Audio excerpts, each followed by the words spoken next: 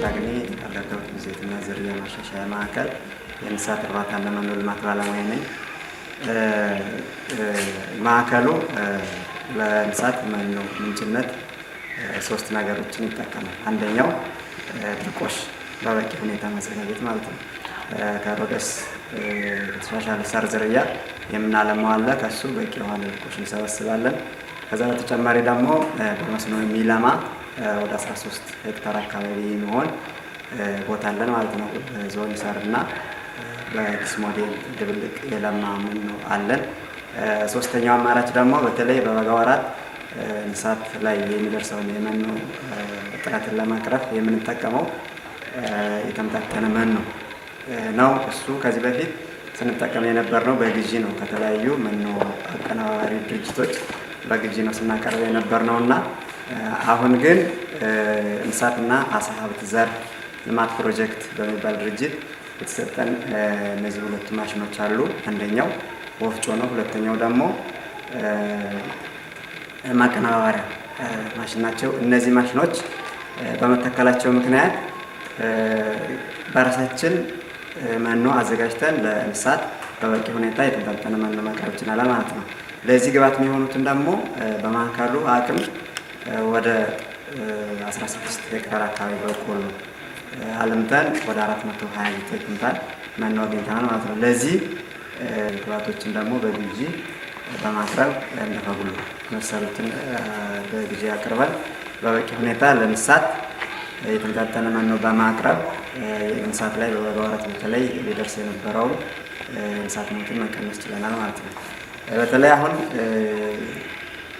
አቅማችንን እያሳደግን ስንሄድ ከኛ በተጨማሪ ዙሪያ ያሉ ማህበረሰቦች አምርተን በቆሎ በቂ ሁኔታ አምርተን ሌሎች ግብዓቶችን በማቅረብ መኖ አዘጋጅተን ከኛ በተጨማሪ ሌሎች አቅራቢያ ያሉ ማህበረሰቦችን የተመጣጠነ መኖ ችግርን ለማቅረፍ ለመስራት ያቅደናል ማለት ነው። ስሜ ፈንታሁን ዳኘው እባላለሁ። ቻግኒ ዳልጋ ከብት ዝርያ ማሻሻያ ማዕከል ዳይሬክተር ነኝ።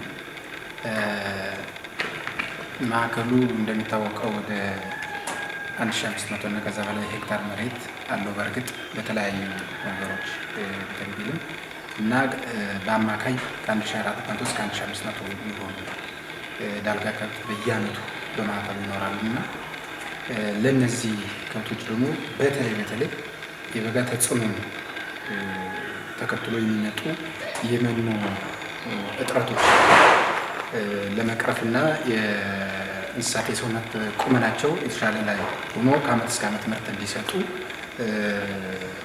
ዝርያው እንዲቀጥል ለማድረግ የመኖ አማራጮችን ሰፋ ማድረግ ጀምረናል። በማዕከል ደረጃ ከተወሰኑ ዓመታት ወዲህ ማለት ነው።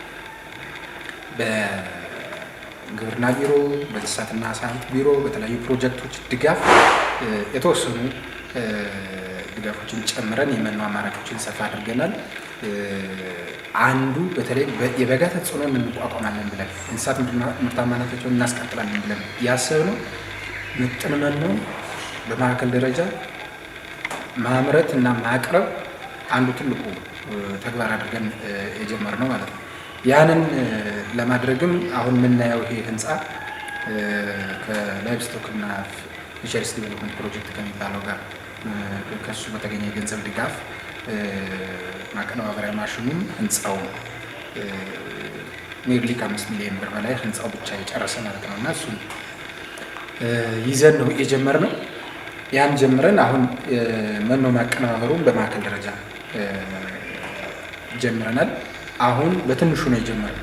ካመረት ነው ወደ 430 ኩንታል የሚሆን በቆሎ ካመረት ነው በማዕከል ደረጃ አቅም ካመረት ነው እና የተወሰነው ደግሞ ተጨማሪ ነፋጉሎ የመሳሰሉትን ሌሎች ተጨማሪ የምጥን መኖ ግብዓቶችን ደግሞ በግዢ በማምጣት እሱን አሁን ላይ ያስጀምረናል። ቀጣይ ላይ በሰፊው እየተዘጋጀ እንገኛለን ማለት ነው።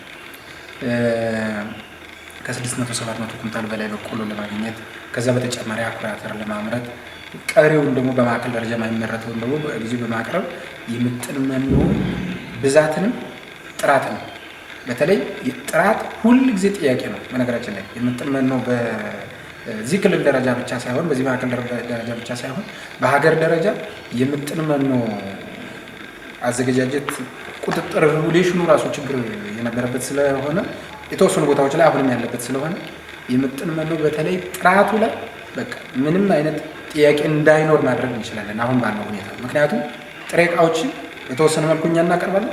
ስንገዛም ደግሞ በራሳችን ጥሬ ዕቃውን ስለምንገዛ የምጥን መኖ ጥራቱንም ብዛቱንም ጨምረን የማዕከሉን ምርታማነት ከፍ ለማድረግ እየሰራ እንገኛለን። ከዛ በተጨማሪ ይሄ ማቀነባበሪያ ሲጀመር ለማዕከሉ ፍጆታ ብቻ ተብሏል። እንደሚታወቀው በሰዓት 10 ኩንታል እና ከዛ በላይ ማቀነባበር ይችላል ማሽኑ ማለት ነው።